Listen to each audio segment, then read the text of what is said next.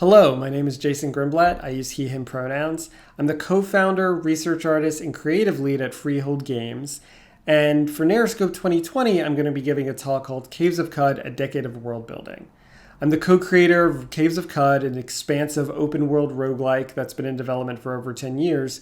So today I'm going to be talking about what it's like to world build for a single game over a decade. So like I said, my name is Jason Grinblat. In 2006, I co-founded Freehold Games, and for most of that time since then, we've been working on Caves of Cud, on and off, but mostly on. We took a break in 2012 to make a smaller roguelike called Sproggiwood, which came out in 2014. And I've also written chapters for two textbooks on procedural generation edited by Tanya Short and Tarn Adams. All right, so let's talk about space. So this is the Voyager 1 probe launched in 1977 as it slingshots around Jupiter and Saturn. But I really like it as a metaphor for one's creative trajectory across multiple projects. So let's restart the GIF here. You know, you're on a creative trajectory, you make something, you learn from it, maybe it alters your path, you move on, you start thinking about the next project. But the important point here is that you and your project are sort of escaping each other's orbits. Now, for a game like Caves of Cud, which is a decade-old, ongoing, accretive project with an active player community for most of its dev cycle, the picture looks a little bit different. The picture looks more like this. This is the three-body problem from physics. So when you have three gravitational bodies exerting force on each other, the dynamics that come out of that can be quite chaotic. And I think it's a nice metaphor for my relationship to Caves of Cud and the community. You know, I'm constantly deciding how much of my evolving design ethos I want to back propagate into the game, how to manage the community expectations for a game that's already released. And so the forces exerted here can be quite unexpected. So today I'm going to be talking about four examples of how the bodies in this gravitational system exerted force on each other in unusual ways. But first I want to give some caveats. So this is a case study, it's not an instructional talk. I don't want to be overly reductive in how I distill what my experience here down for you. I think you're going to be able to take something away from it just knowing that it's a case study. So I'm going to be using few imperative sentences in this talk. I'm not going to really be telling you how to do things. I'm going to be talking a lot in the first person because I'll be speaking on my relationship to the game and the community. But really, from the beginning, Caves of Cud has been a collaborative effort. My co-creator Brian Bucklew and I created it, worked on it alone for many years, and then more recently with the Steam Early Access release, we've accrued some new wonderful contributors. So it's always been a collaborative effort. And then finally, I just want to point out that we never expected to be here. You know, Caves of Cud originally started as a shareware hobby project. For most of its development life, we were employed at other jobs and just doing it in our spare time. So I don't mean to position Caves of Cud's long development cycle or this talk as an argument for the business viability of long-form game projects. That said, there are contexts of game development that exist outside of business, and so Caves of Cud's story is unique and I think it's worth telling. So let me tell you about the game. So it's kind of a tricky game to pitch because there's a lot of dimensionality to it. So I just threw some words up on a slide and I'm going to speak to them. So Caves of Cud is an open world, science fantasy, role-playing roguelike. The tagline is chiseled through a layer cake of 1,000-year-old civilizations. It's inspired by new wave sci-fi and weird fiction, and it's set in an unrecognizable world where animals, plants, and robots have been uplifted to human-level intelligence, and humans have become vastly and diversely mutated. It weaves the traditional RPG narrative through deep physical, social, and historical systems, and so it's very much a hybrid, handcrafted, procedurally generated project. It has sort of a love affair with words. There are on the order of 75,000 handwritten words, and then a bunch of procedural generation for text that sits on top of that. So I'm just going to walk you through four screenshots that speak to the soul of the game. This is a description of a mayor of a procedurally generated village. The mayor happens to be a tortoise. So you can see here she's loved by the villagers of Camrod and tortoises. She's hated by antelopes for cooking them a rancid meal. She's hated by fungi for disproving a famous theorem. Each legendary creature has a procedurally generated backstory that hooks into the game's faction system. So if you were to treat with this creature, your reputation with antelopes and fungi would decrease because you would have a reputation for cavorting with their enemy.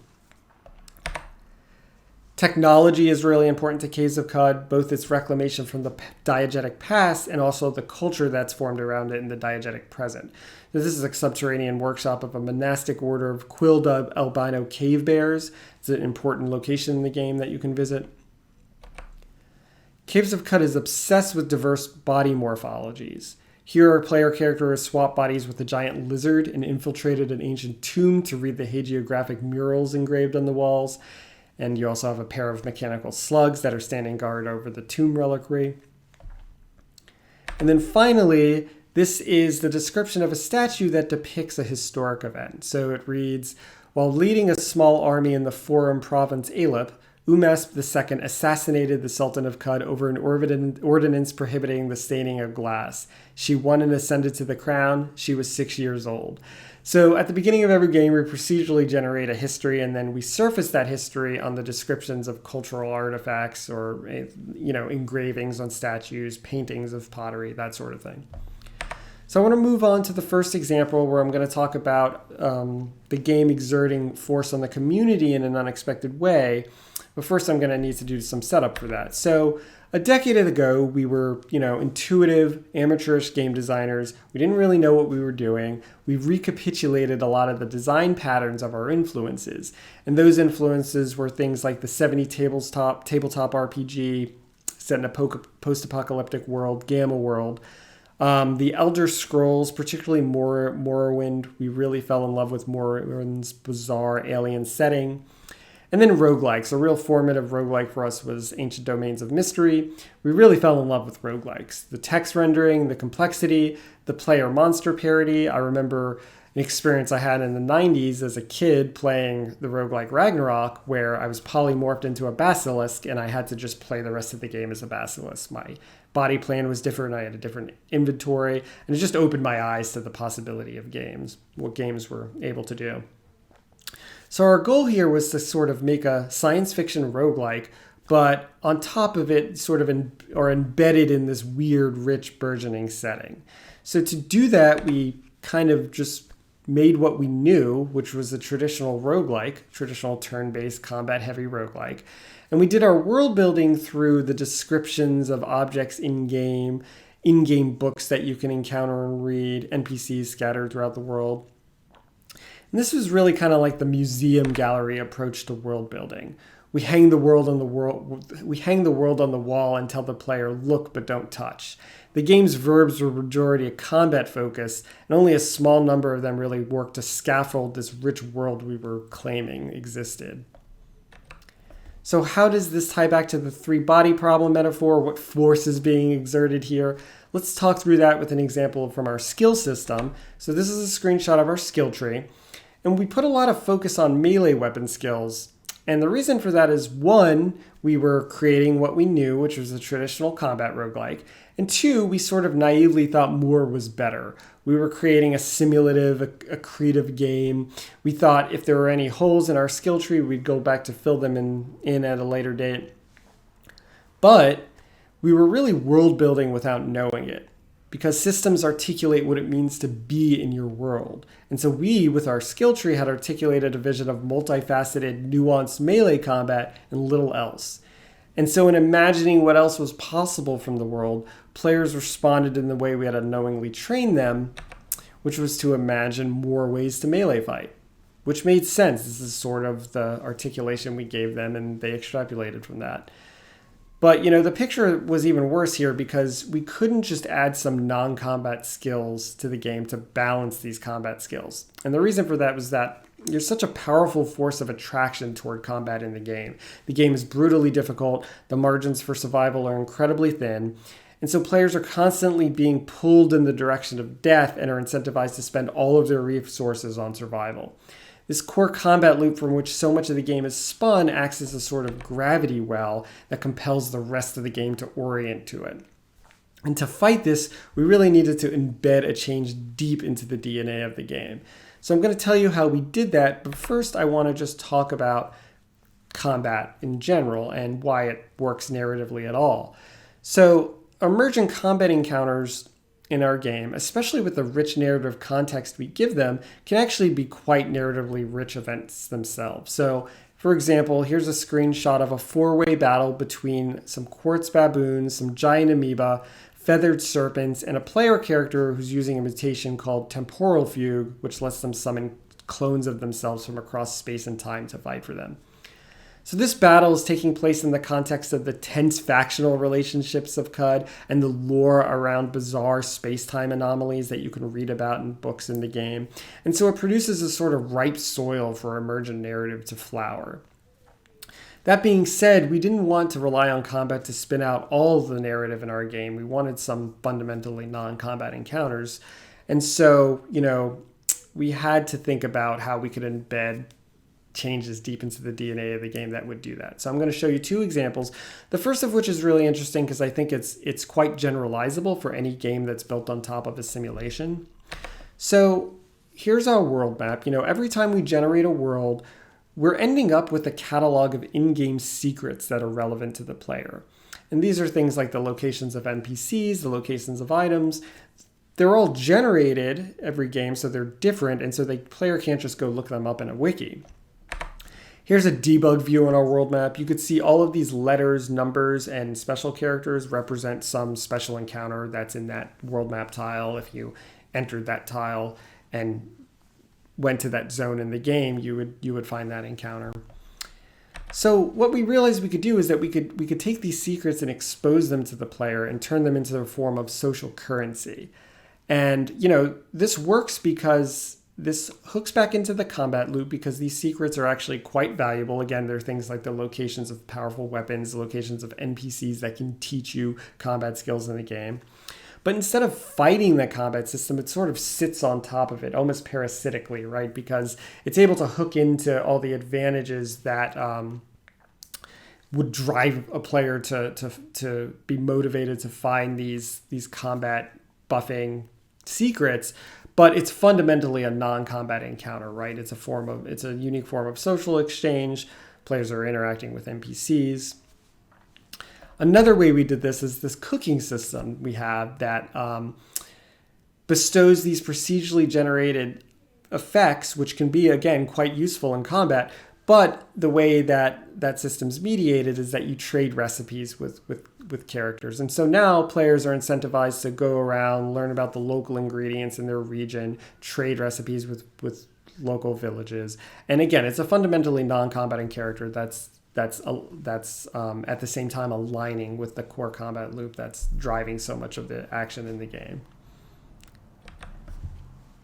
Okay, so I want to move on to another example of the community exerting force on me.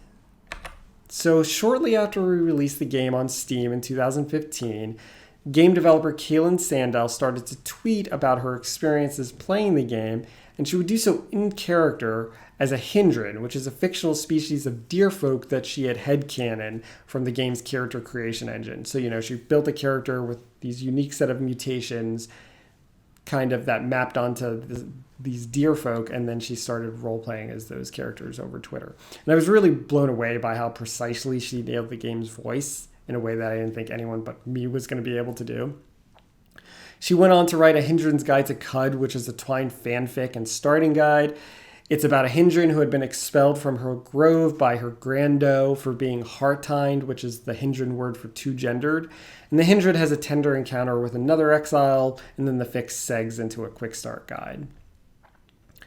So in 2017, we hired Kaylin, and we put the Hindran in the game. Here they are around a campfire. And more recently, Kaylin has created the Mopango, which is a species of subterranean glowing pangolins who are modeled after the Quakers. So what's really interesting about this to me is that Kaylin had actually found her way into the world we did mean to articulate with our museum gallery world building. And by feeling around its edges, she was able to discover new territory we hadn't imagined, sort of right in the voice of the game that made sense, that was the voice of the game, but hooked into a sort of gentler, more tender aesthetic. And so by hiring Kaylin, this was an instance of the community exerting force on me, the creator, which in turn exerted force back on the game once her contributions were added. So carrying forward this idea of tenderness, I want to look at another example of the game and I exerting force on each other. So there's a weird thing about Caves of Cud, which is that like I said, the world is procedurally generated and there's permadeath. And yet there's also this linear main narrative. So back when we didn't know what we were doing a decade ago, I really wanted to, I had this idea for this setting and this narrative that I wanted to write inside of it. And so we kind of just wrote a main narrative and stapled it onto our permadeath roguelike. The problem with this is that it's sort of an anti-pattern. These two things create a lot of tension because when you're dying over and over, you're forced to play the early segments of this linear narrative over and over, and that could get quite repetitive. So what could we do to fix this? So one question was, should we just add save load to the game? Should we just convert it into an RPG? The problem with that is that we would really be compromising those mutually reinforcing mechanics that make roguelikes and Caves of Cut in particular really sing. So the difficult challenge, the horizontal exploration, exploring new characters. We have this really robust character creation system with various cybernetics and mutations you can combine, and we want you to build different characters. And if you're saving and loading, you're not getting the opportunity to do that. But the thing is, many people were already playing the game this way. Save load is a debug option. And, especially for accessibility reasons, we decided we wanted to add official support for this, which we're going to be doing soon. But ultimately, we really want to serve both audiences. So in addition to adding save load, we really wanted to find ways to mitigate the pain of this anti-pattern, the permadeath and the linear narrative bumping up against each other.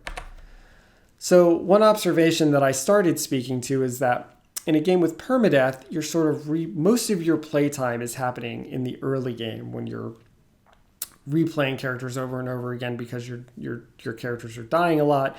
And what that means is your progression through the plot, you're really replaying this early part of the plot over and over again in sort of a disproportionate amount of your playtime.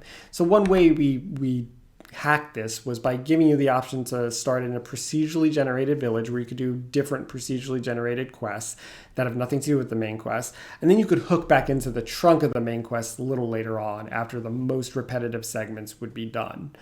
So this was good, this was nice, but the thing is the players would still be visiting these static locations, interacting with these static NPCs, these quest givers, over and over in their playthroughs. And so we wanted to kind of find a way to make that process either less repetitive or more enjoyable. But one thing we noticed is that even though these players were having to talk to these same NPCs over and over, they actually really loved these NPCs. They really bonded with them. In some case, they shipped them. This is an NPC that people really love. These were big touchstones for the community. So we decided to really, take a page from Kaylin's tender, cozy aesthetic and lean into making these static locations with these quest giver NPCs really cozy places. We wanted to make them feel like places you were coming home to after a foray into the procedural wild. They function as familiar touchstones in an enigmatic and often impenetrable world. But beyond that, they actually provide an opportunity to remix the context that players see and interact with these characters in. And in that way, these playthroughs sort of function like fan fiction of the main narrative, allowing for explorations of character dimensionality beyond what's in the literal main text, the literal text of the main quest. So one more time, I want to carry forward this notion of coziness into an example of coziness in the real world, as I look at an example of the game and I exerting force on each other and then the community coming into play. So this is Carbide Chef. It's a 4-part Caves of Cut fanfic written by game dev and writer Eva Problems that imagines what Iron Chef would look like in the Caves of Cut universe. It's fantastic. It's deeply steeped in Cud lore. It features extremely memorable characters. It's somehow over almost 50,000 words across its 4 parts. And on the left here, this is a fanfic illustration of a character from Eva's Caves of Cut fanfic. It's Bajika Key by a member of our Discord, Grim. So Eva is a trans woman, and she has expressed to me that one of the things that really attracted her to Caves of Cut was the radical bodily autonomy. And this is true, as you're playing a Caves of Cut character, you're often mutating it beyond to a degree that's unrecognizable from where you started. You're choosing to install these cybernetic implants that are giving you a lot of control over what your body looks like and how it acts. And this was a sort of, it was interesting to me that Eva, with her lived experience, was able to articulate this and contextualize it as a way that me, the creator, was unable to. And I think this really serves as another example of the community sort of inhabiting the thematic space that we articulated originally with our museum gallery world building, but then later on with our mechanical world building, and then feeling along its edges and discovering new territory. And in fact, a lot of marginalized folks have started to play Caves of Cud, and I've spoken with a lot of them. What they said is that they've stuck around because of how great our Discord community is. So we have this fantastic Discord community managed by Ivy Melinda and a bunch of other wonderful moderators. This is an excerpt from our explicitly leftist and anti-fascist code of conduct. And this community and its diverse base has sort of exerted force back on me as a creator, opening my eyes to their experiences and how they're represented in the game or not represented. And this has really led to a wider representation in the game, thanks in large part to Caitlin Sandell. So we now have a deaf character in the game. We have characters with assistive mobility devices. We have explicitly queer characters. Chaos, another contributor, added a robust gender and pronoun system and developed a game mod that lets player characters hook into it. And so by being locked in orbit with the game and its community, I've really grown as a creator and a person, and I'm really thankful for that. So that's my last example, and that's all I have for you today. Again, my name is Jason Grinblat, Tychomancer on Twitter, and thanks for tuning in and hearing about world building for Caves of Cud over the last decade.